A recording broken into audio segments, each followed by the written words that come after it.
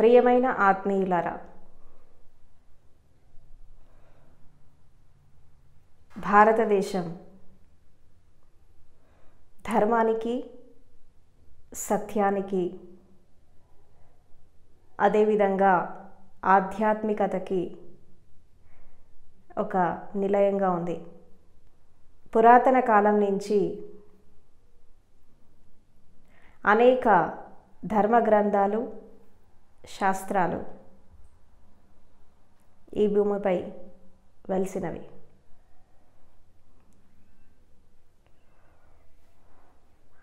ధర్మం గురించి, అదేవిధంగా సత్యం గురించి అనేక రకాలైనటువంటి సిద్ధాంతాలు, అనేక రకాలైనటువంటి విశ్లేషణాత్మకమైనటువంటి చర్చలు ఉన్నాయి. అసలు ధర్మం అంటే ఏంటి? ధర్మం యొక్క ప్రాముఖ్యత ఏంటి?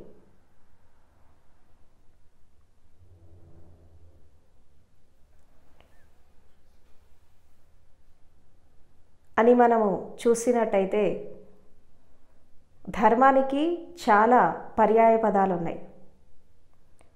ధర్మం అనగా న్యాయం, ధర్మం అనగా ఒక క్రమబద్ధమైనటువంటి జీవితం, ధర్మం అంటే ఒక నడక, నడవడిక, ఒక నీతి, ఒక వినమ్రత, ఒక పవిత్రత. ఇవన్నీ కూడా ధర్మం యొక్క పర్యాయ పదాలు.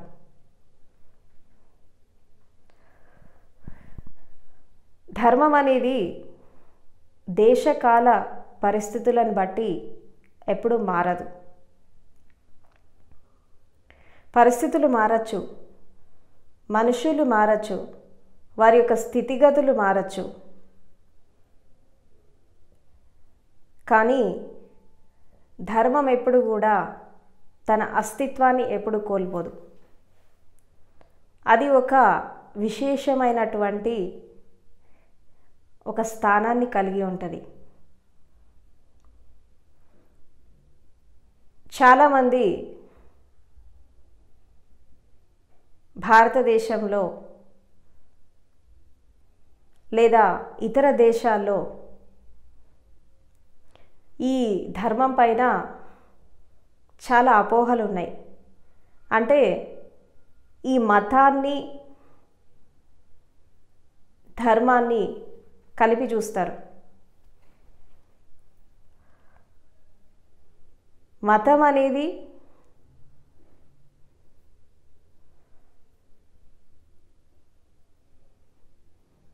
ఒక విధంగా మనుషులని విడదీస్తుంది. ధర్మం అనేది ఒక ఏకత్వంలోకి తీసుకొస్తుంది. కాబట్టి మతం వేరు, ధర్మం వేరు, రిలీజియన్ వేరు, ధమ్మ వేరు. చాలామంది ఏమనుకుంటారంటే హిందువులు హిందూ ధర్మమే సరైనది అని చెప్పి అనుకుంటారు. జైనులు జైన ధర్మం పర్ఫెక్ట్ అనుకుంటారు. ముస్లిమ్స్ ఇస్లాం ధర్మం పర్ఫెక్ట్గా అనుకుంటారు. క్రిస్టియన్స్ క్రైస్తవ ధర్మం పర్ఫెక్ట్ అనుకుంటారు. బుద్ధిస్టులు బౌద్ధ ధర్మం పర్ఫెక్ట్ అనుకుంటారు. అసలు మతానికి, ధర్మానికి సంబంధం ఏంటి? అసలు ధర్మం అనేది దేశకాల పరిస్థితులకి, నీది నాది అనేటటువంటి భావనకి, అహంకారానికి, అజ్ఞానాలకి, మూర్ఖత్వాలకి, హింసకి, అనేక రకాల అసమానతలకి, అనేక రకాలైనటువంటి స్పర్ధలకి అతీతంగా, దేశకాల పరిస్థితులకి అతీతంగా ఒక ప్రత్యేకమైనటువంటి అస్తిత్వాన్ని కలిగి ఉంటుంది. అదే ధర్మం. ధర్మానికి పక్షపాతం ఉండదు. అందరికీ సమానమైనటువంటి ఒక దృష్టితో, సమానమైనటువంటి ఒక కోణంలో చూస్తుంది. అదే విశ్వధర్మం, అదే ప్రకృతి ధర్మం.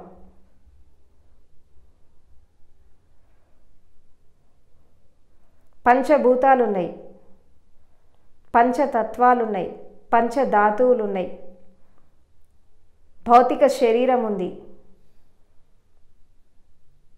అదేవిధంగా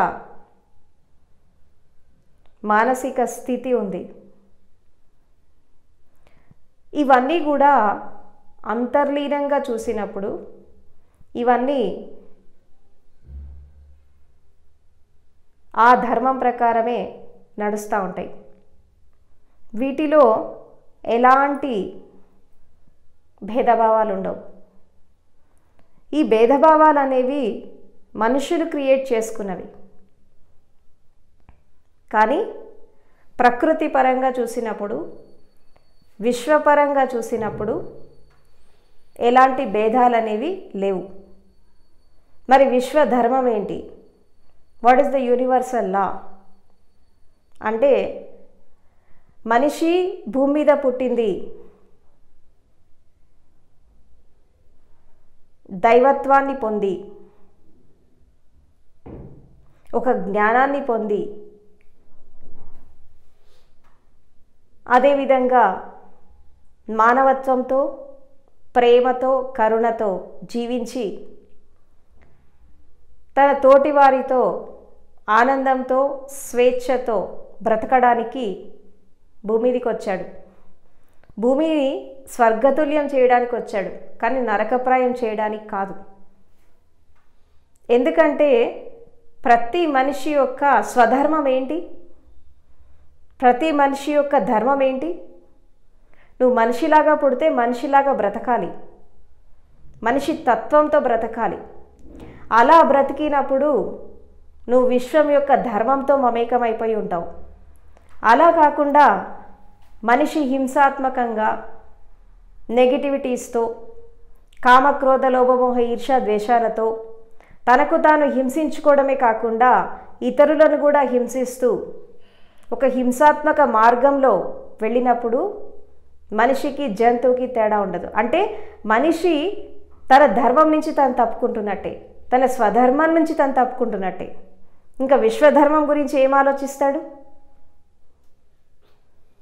భూమిని మొత్తం ఒక నరకప్రాయం చేస్తున్నారు మనుషులంతా.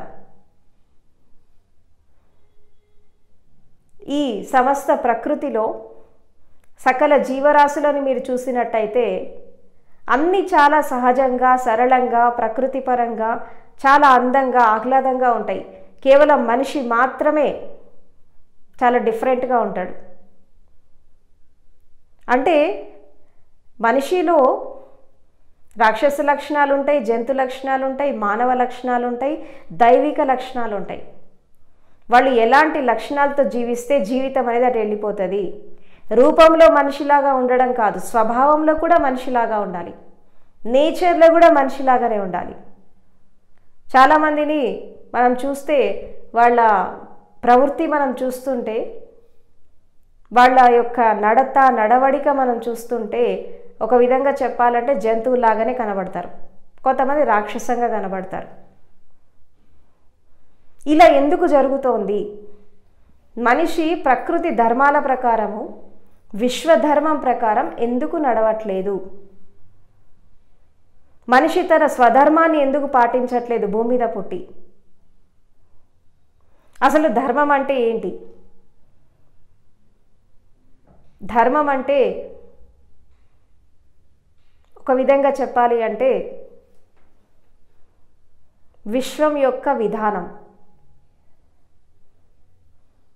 ఆ విధానం ప్రకారము సమస్త ప్రకృతి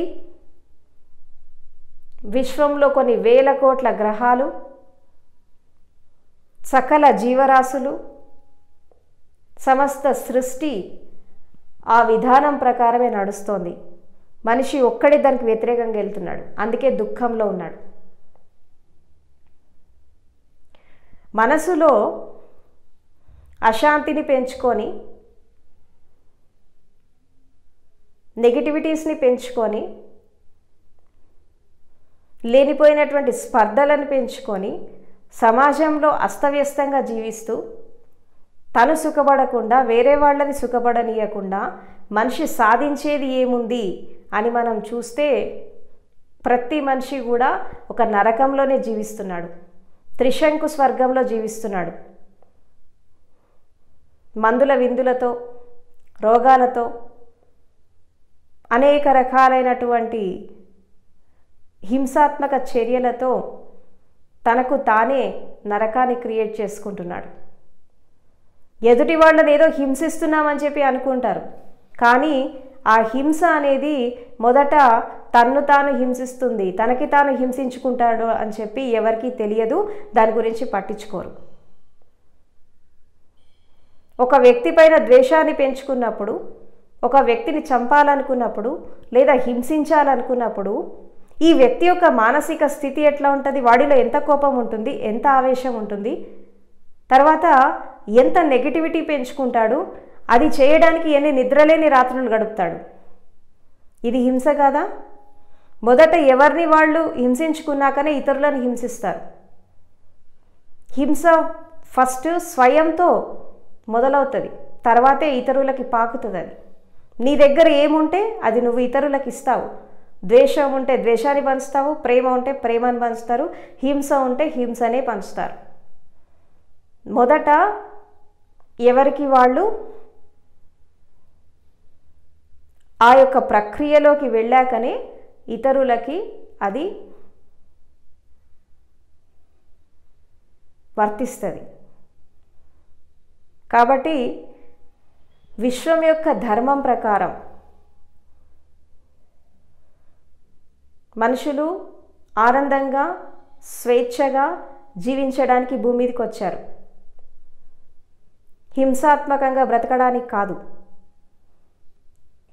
ఇతర జీవరాశులను హింసించడము, మనిషిని మనిషి హింసించుకోవడము, ప్రకృతిని నాశనం చేయడము, సృష్టి ధర్మాలకు వ్యతిరేకంగా వెళ్ళడము, ప్రకృతి ధర్మాలకు వ్యతిరేకంగా వెళ్ళడం, దీనివల్ల మనిషి సాధించేది ఏముంది అని మనం చూసినప్పుడు అంత వినాశనకే దారితీస్తుంది, అంత వినాశనానికే దారితీస్తుంది. భవిష్యత్తులో మనిషి మనుగడ అనేది ఒక ప్రశ్నార్థకం కాబోతోంది. ఇప్పటికైనా మేల్కొనండి. మతానికి ధర్మం యొక్క రంగు పూసి తిరక్కండి. మతం వేరు, ధర్మం వేరు. మతం అనేది ఒక మత్తుమందు లాంటిది అని చెప్పి కార్ల్ మార్క్స్ అంటాడు. ఈ మతం మత్తులో పడితే మనుషులు విచక్షణ కోల్పోతాడు. ఈ కులాలు, మతాలు, ఈ విభేదాలు, ఈ అసమానతలు వీటెంబడబడి ఏం సాధించారు మనుషులు అని చెప్పి చూస్తే రెండే రెండు కనబడతాయి. ఒకటి రక్తపాతం, రెండవది హింస. 3000 సంవత్సరాలలో 15,000 యుద్ధాలు జరిగాయి. ఈ యుద్ధాలన్నీ కూడా మతం పేరు మీద జరిగాయి,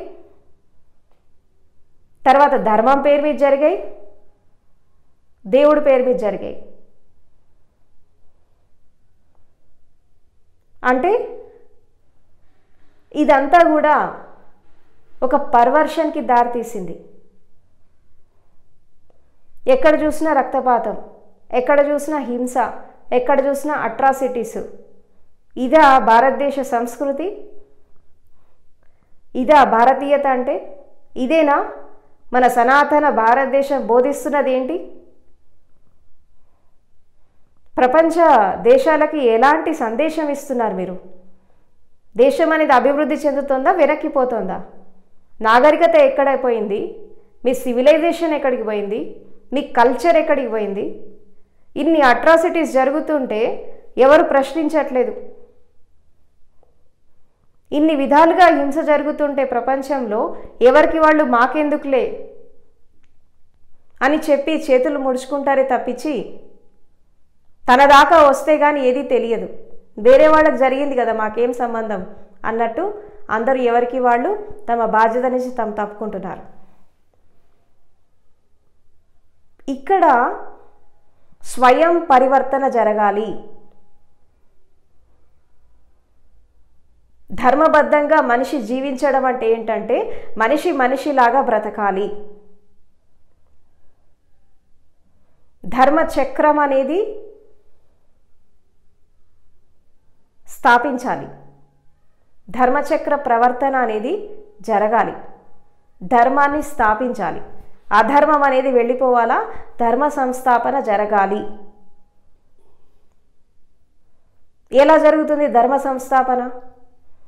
మళ్ళీ ఎవరో ఒక అవతార పురుషుడు రావాలా? మళ్ళీ ఎవరో కారణజన్ముడు రావాలా భూమి మీద? లేదంటే మళ్ళీ ఎవరో వచ్చి ఏదో చేస్తే కానీ మళ్ళీ ధర్మ సంస్థాపన జరగదు, మాకెందుకులే అని చెప్పి మీరు చేతులు ముడుచుకొని కూర్చుంటారా? ఎలా జరుగుతుంది ధర్మ సంస్థాపన అనేది? ధర్మ సంస్థాపన జరగాలి అంటే మొట్టమొదట కావాల్సింది ఏంటంటే మనిషి మనిషిలాగా బ్రతకాలి. మానవత్వంతో, జాలి దయా కరుణతో ప్రేమపూర్వకంగా బ్రతకాలి. అంటే మొదట మనిషి మారాలి. మనిషి యొక్క వ్యక్తిత్వ వికాసం జరగాలి.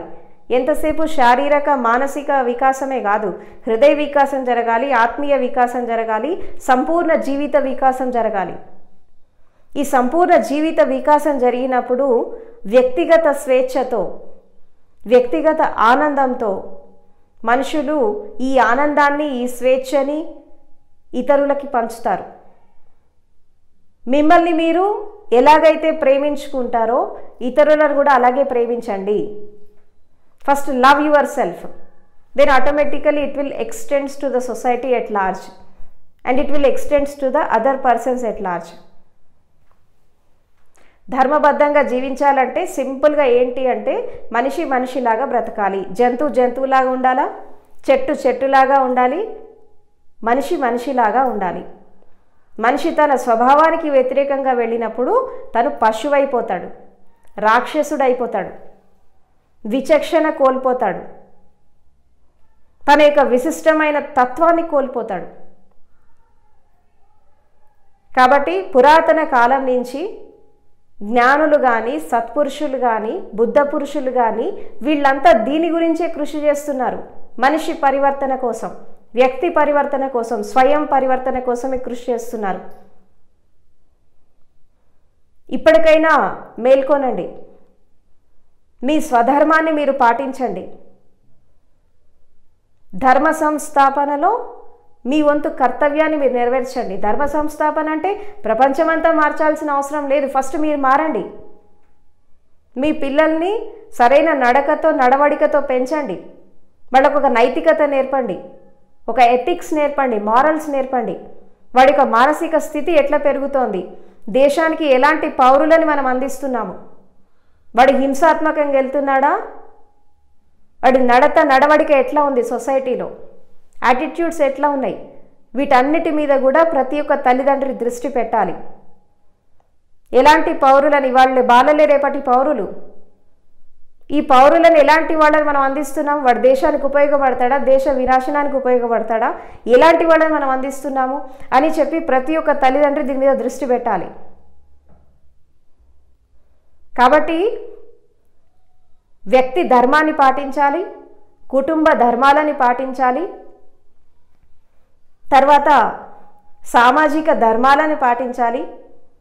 అదేవిధంగా విశ్వం యొక్క విధానాన్ని అర్థం చేసుకొని ముందుకెళ్ళాలి, జీవితాన్ని అర్థం చేసుకొని ముందుకెళ్ళాలి. ఇలా చేసుకుంటున్నట్టే ఇది ప్రతి ఒక్క మనిషిలో ఈ మార్పు రావాలి. కొత్తగా ఆలోచించండి.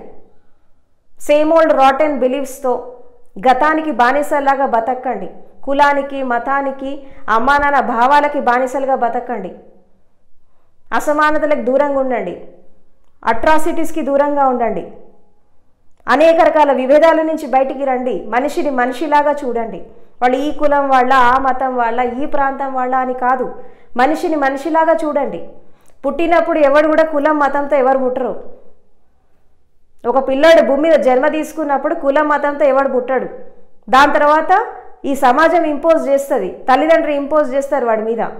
అసలు పుట్టిన పిల్లల్ని స్వేచ్ఛగా ఎదగనివ్వట్లేదు సమాజంలో. కులాన్ని ఇంపోజ్ చేస్తారు, మతాన్ని ఇంపోజ్ చేస్తారు, ఆచార వ్యవహారాలను చేస్తారు, సాంప్రదాయాలను చేస్తారు, రకరకాల కట్టుబాట్లను చేస్తారు. ఇవన్నీ చేసి ఏం సాధిస్తున్నాడు అని చెప్పి చూస్తే వాడు ఆఖరికి హింసాత్మకంగా తయారవుతున్నాడు. అంటే ఈ ధర్మము సరైనటువంటి ధర్మం ఏంటి అని చెప్పి అర్థం చేసుకోకుండా మతాన్ని ధర్మాన్ని ఏకం చేసి హిందూ ధర్మం గొప్పదని ఒకడు చెప్తాడు, ఇస్లాం ధర్మం గొప్పదని ఇంకోటి అంటాడు. ఒక మతం నుంచి ఇంకో మతాల్లో కన్వర్ట్ చేయాలని చూస్తారు. ఈ కన్వర్షన్స్ వల్ల సాధించేది ఏముంది అని మనం చూస్తే మొత్తం హింస జరుగుతోంది. ఒకళ్ళని చంపైనా సరే నీ మతంలో వాళ్ళని చేర్చుకో, వినకపోతే చంపేయి, లేదంటే ప్రలోభ పెట్టు, డబ్బో ధనమో ఇచ్చి చేర్చుకో. ఇదంతా ఏం జరుగుతుందంటే దీనివల్ల హింసాత్మకమైనటువంటి చర్యలు ఎక్కువ జరుగుతున్నాయి. అసలు ప్రపంచం అనేది డిస్టర్బ్ అవ్వడానికి, ఇన్ని యుద్ధాలు జరగడానికి కారణం ఏంటంటే ముగ్గురు కారణం. ఒకటి ప్రీస్ట్లు, మత పెద్దలు. రెండవరు పొలిటీషియన్స్, రాజకీయ నాయకులు. మూడవళ్ళు పోలీస్. ఈ మత పెద్దలు చెప్పినట్టుగా ఈ రాజకీయ నాయకులు వింటారు, రాజకీయ నాయకులు చెప్పినట్టు ఈ పోలీస్ యంత్రాంగం వింటది. ఈ మూడిటిని మొత్తం ఒక మతము, ఒక కులము శాసిస్తోంది. దీనివల్ల ఎక్కడ సమానత్వం వస్తుంది, ఎక్కడ మానవత్వం ఉంటుంది, ఎక్కడ అసమానతలు వెళ్ళిపోతాయి, అసలు సమస్యలు ఎట్లా పరిష్కారం అవుతాయి, ఎట్లా మనుషులు ఒక స్వేచ్ఛగా ఆనందంగా బ్రతకగలుగుతారు? భారతదేశం పురాతన దేశం అంటారు, ఎన్నో ధర్మగ్రంథాలు పుట్టినాయి అంటారు. అయినా ఇంకా వెనుకబాటుతనం ఎందుకుంది భారతదేశంలో? అనేక రకాల సమస్యలు ఎందుకు పరిష్కారం కావట్లేదు భారతదేశంలో? అంటే ఇక్కడ దేశానికి స్వతంత్రం వచ్చింది కానీ కొంతమంది మనుషులకు ఇంకా రాలేదు, ఇంకా ఆ యొక్క అంధకారంలో మగ్గిపోతున్నారు, ఇంకా బానిసత్వంలోనే ఉన్నారు, ఇంకా ఒక హింసాత్మకమైన చర్యలకి గురి అవుతున్నారు ఇంకా మనుషులు. ఎంతకాలం ఇది ఇట్లా జరుగుతుంది? దేశం అభివృద్ధి చెందడం అంటే శాస్త్ర సాంకేతిక విజ్ఞానం అభివృద్ధి చెందడమా? టెక్నాలజీలో అప్డేట్ కావడమా? ఒక మంచి మంచి బిల్డింగ్స్ కడితే సరిపోతుందా? దేశం అభివృద్ధి చెందుతుందా? దేశంలో ఉండే ప్రతి పౌరుడు అభివృద్ధి చెందాలి. దేశంలో ఉండేటటువంటి ప్రతి ఒక్క జాతి, ప్రతి ఒక్క కులము, అన్ని వర్గాల వాళ్ళు, అన్ని ప్రాంతాల వాళ్ళు అభివృద్ధి చెందినప్పుడే దేశం అభివృద్ధి చెందుతుంది. ఇక్కడ ఆడ మగ తారతమ్యం లేదు. ఇక్కడ కేవలం మగవాళ్ళు డెవలప్ అయితే దేశం అభివృద్ధి చెందదు, ఆడవాళ్ళు కూడా డెవలప్ కావాలి, సమానంగా ఎదగాలి. సమానత్వం అని కొట్లాడితే రాదు, సమానంగా ఎదగాలి, సమానంగా ఎదిగి చూపించాలి. అప్పుడు దేశం అనేది అభివృద్ధి చెందుతుంది. ఇప్పుడు ఒక్క రాజకీయ నాయకుడైనా ధర్మబద్ధంగా పాలన చేస్తున్నాడా? ధర్మం ప్రకారం నడుస్తున్నాడా? ఎందుకు నడవట్లేదు? వాడి మీద కులం ప్రభావం ఉంటుంది, మత ప్రభావం ఉంటుంది, రకరకాల ప్రభావాలు ఉంటాయి. దేశం ఎటుపోతే నాకేటి, నేను బాగుపడితే చాలా అనుకుంటున్నారు రాజకీయ నాయకులు. ఇదే భారతదేశం చెప్పింది. భారతదేశ నీతి శాస్త్రం ఏం చెప్తోంది? వీటన్నిటి గురించి ఎందుకు పట్టించుకోరు? ఒకప్పుడు భారతదేశము ప్రపంచ దేశాలకి ఆదర్శంగా నిలిచింది, ఒక విశ్వ గురువులాగా ఉంది. ఇప్పుడు ఎందుకు అధపాతాళానికి వెళ్ళిపోతుంది? దీని గురించి ఎప్పుడైనా ఆలోచించారా? ప్రజలు ఆలోచిస్తున్నారా? రాజకీయ నాయకులు ఆలోచిస్తున్నారా? మేధావులు ఆలోచిస్తున్నారా? వీళ్ళంతా ఏం చేస్తున్నారు? ప్రతి చోట కూడా ఒక ఇంటెలిజెన్స్, ఒక మేధస్సు, మేధావితనంలో కానీ రాజకీయాల్లో కానీ అనేక రకాల రంగాల్లో ఈ కులం మతం అనేది డామినేట్ చేస్తుంది. మీలో మీరు డివైడ్ అయినప్పుడు, మీలో మీరు అసమానతలతో ఉన్నప్పుడు వేరే వాళ్ళు మీకు ఎట్లా రెస్పెక్ట్ ఇస్తారు? అందుకే నవ్వుతున్నారు, భారతదేశాన్ని చూసి నవ్వుతున్నారు చాలామంది.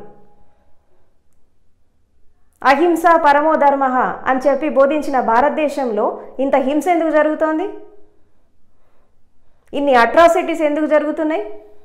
మనుషులు వివేకం విచక్షణ లేకుండా జంతువుల్లాగా, రాక్షసుల్లాగా ఎందుకు బ్రతుకుతున్నారు?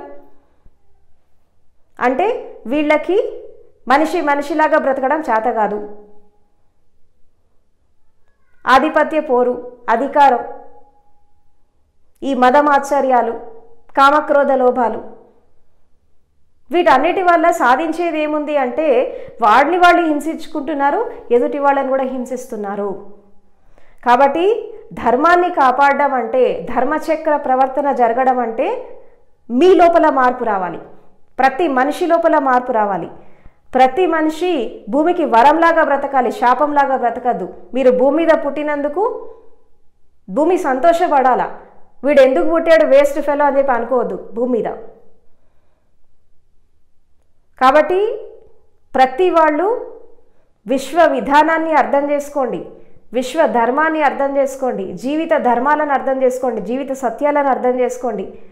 మనిషికి ఒక విలువలు, నైతికత, ఈ మారల్స్, ఎథిక్స్తో బ్రతకండి. మనిషిలాగా బ్రతకండి. ఒక కొత్త మానవత్వాన్ని సృష్టించండి భూమి మీద. ఈ ఓల్డ్ రాటెన్ బిలీఫ్స్తో బ్రతికే వాళ్ళు అవసరం లేదు, కుల మతాలతో బ్రతికే వాళ్ళు అవసరం లేదు. ఆల్రెడీ భూమి ఫెడ్అప్ అయిపోయింది అలాంటి వాళ్ళతో. ఎర్త్ అనేది ఫెడ్అప్ అయిపోయింది, ఈ కులాలతో, మతాలతో, ధర్మాలతో ఫెడ్అప్ అయిపోయింది. నిజమైనటువంటి ధర్మం ఏంటో అర్థం చేసుకోండి. ధర్మం అనేది సమానత్వం కోరుకుంటుంది, ధర్మం అనేది స్వేచ్ఛనిస్తుంది, తర్వాత ధర్మం అనేది సమానమైనటువంటి న్యాయాన్ని కలిగిస్తుంది. ధర్మం అనేది మనుషుల యొక్క అభివృద్ధికి సహకరిస్తుంది, సంపూర్ణమైనటువంటి జీవిత వికాసం. ధర్మం అనేది లోక కళ్యాణానికి కారణం కావాలి, మానవ కళ్యాణం కోసం పనిచేయాలి, అంతేగాని మానవ వినాశనం కోసం కాదు. కాబట్టి ధర్మచక్ర పరివర్తన అనేది జరగాలి, అది మీరే చేయాలి, దానికి సారథులు మీరే కావాలి. అధర్మాన్ని పారద్రోలి ధర్మ సంస్థాపన మీరే చెయ్యాలి. ఎవరో పుట్టరు కొత్తగా, మీ నుంచే బయటికి రావాలి. కాబట్టి ధర్మచక్ర ప్రవర్తన జరగాలంటే మీరు మీ జీవితాన్ని అర్థం చేసుకొని జీవించండి, జీవిత సత్యాలతో ముందుకెళ్ళండి. తర్వాత జీవితాన్ని ఒక విశిష్టంగా, విలక్షణంగా జీవించండి, సత్యంతో, ధర్మంతో బ్రతకండి. అప్పుడు ఆటోమేటిక్గా మీ జీవితం బాగుపడుతుంది, అదేవిధంగా సమాజం కూడా అభివృద్ధి చెందుతుంది, దేశం కూడా అభివృద్ధి చెందుతుంది. కాబట్టి భారతదేశంలో పుట్టి భారతీయతను కాపాడండి. భారతదేశంలో పుట్టారు కాబట్టి దేశానికి ఒక తలమానికంగా నిలవండి. ప్రపంచ దేశాల్లో భారతదేశానికి ఒక విశిష్టమైనటువంటి స్థానం ఉంది, దాన్ని పోగొట్టకండి. మీ అజ్ఞానపు చర్యలతో దాని పేరు ప్రఖ్యాతలు పోగొట్టకండి. మేల్కొనండి. ఎంతకాలం ఇలా ఉంటారు? అజ్ఞానం నుంచి బయటికి రండి, జ్ఞానానికి రండి. అంధకారం నుండి వెలుగుకి రండి, అసత్యాల నుండి సత్యానికి రండి. మీ జీవితాన్ని మీరు మార్చుకోండి. అదేవిధంగా స్వేచ్ఛగా, ఆనందంగా జీవించండి, సంతోషంగా జీవించండి. తర్వాత ధర్మ సంస్థాపన చేయండి. ధర్మచక్ర ప్రవర్తనకి మీరే సారథులు కావాలి, మీరే దానికి నాంది పలకాలి. మీ ద్వారానే అది సాధ్యమవుతుంది. కాబట్టి ఫ్రెండ్స్, దీన్ని అర్థం చేసుకోండి, జీవితాన్ని కాపాడుకోండి. Life is too little to be short. ఎప్పుడు ఏం జరుగుతుందో ఎవరికి తెలీదు. కాబట్టి ఉన్నన్నాళ్ళు మీరు సంతోషంగా ఉండండి, ఎదుటి వాళ్ళని ఆనందంగా, సంతోషంగా బ్రతకనివ్వండి. Live and let live. జీవించనివ్వు. ఈ భూమి మీద జీవించడానికి ప్రతి ఒక్క ప్రాణికి హక్కు ఉంటుంది, ప్రతి ఒక్క మనిషికి హక్కు ఉంటుంది. దానికి ఆడ మగ అని తేడా ఏం లేదు. అందరి సృష్టి ధర్మంలో అందరూ సమానమే, అందరికీ సమానమైనటువంటి హక్కులు ఉంటాయి, సమానమైనటువంటి స్వేచ్ఛ, ఆనందం ఉంటుంది. ఎవరి స్వేచ్ఛలో, ఎవరి ఆనందంలో ఎవరు వేలు పెట్టి వాళ్ళు దాన్ని పాడు చేయాల్సిన అవసరం లేదు. కాబట్టి ఎవరి స్వేచ్ఛను వాళ్ళు గౌరవించండి, ఎవరి వ్యక్తిత్వాన్ని వాళ్ళు గౌరవించండి, ఎవరి విశిష్టమైన, విలక్షణమైన తత్వంతో సంపూర్ణంగా భూమి మీద ఎదగండి. భూమికి వరంలాగా బ్రతకండి, శాపంలాగా కాదు. సో చివరిగా నా మాటలు ఇంత శ్రద్ధగా, ప్రేమగా విన్నారు. మీ అందరికీ కృతజ్ఞతలు.